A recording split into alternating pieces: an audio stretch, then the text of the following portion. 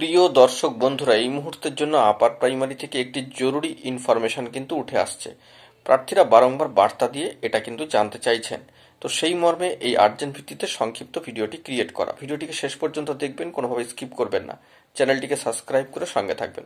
চলুন কথাবার্তা না বাড়িয়ে আমরা মূল আলোচনায় প্রবেশ করি। বন্ধুরা, আপার প্রাইমারি থেকে একটি বড় খবর। রিকমেন্ডেশনের ক্ষেত্রে দেখা যাচ্ছে রিকমেন্ডেশন লেটারে অনেক ক্ষেত্রে প্রার্থীদের grade with BEd or grade with DElEd এই কথাটি লেখা থাকছে। এই নিয়ে বিএড ডিএলএড সংশয়। তো এখানে সংশয়ের কিছু নেই, চিন্তা করারও কিছু নেই। প্রার্থীদেরকে এইটুকুই বার্তা যে হয়তো প্রার্থী ডিএলএড করেছেন অর্থাৎ প্রফেশনাল কোয়ালিফিকেশনসের ক্ষেত্রে, কিন্তু সেখানে রেকমেন্ডেশনে বিএড কথাটি উল্লেখিত থাকছে, অথবা প্রার্থী বিএড করেছেন কিন্তু প্রফেশনাল কোয়ালিফিকেশনে লেখা থাকছে গ্রেড উইথ ডিএলএড।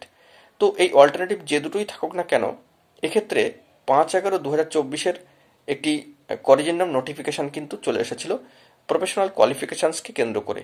তো সেখানেই কমিশন কিন্তু যথেষ্ট উদ্যোগ নিয়ে ইতিবাচক ভূমিকায় যাবতীয় বিষয়গুলি ক্লিয়ার করে দিয়েছে।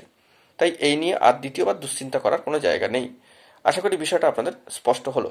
গ্রেড উইথ বিএড আর গ্রেড উইথ ডিএলএড যেটাই থাকুক না কেন, চিন্তার কিছু নেই। 5/11/2024 করিজেন্ডাম নোটিফিকেশন কিন্তু রয়েছে প্রফেশনাল কোয়ালিফিকেশনস রিলেটেড। তো এখন এটুকুই। সকলে ভালো থাকবেন, চ্যানেলটিকে সাবস্ক্রাইব করে সঙ্গে থাকবেন জরুরি আপডেটগুলি পাওয়ার জন্য। ধন্যবাদ।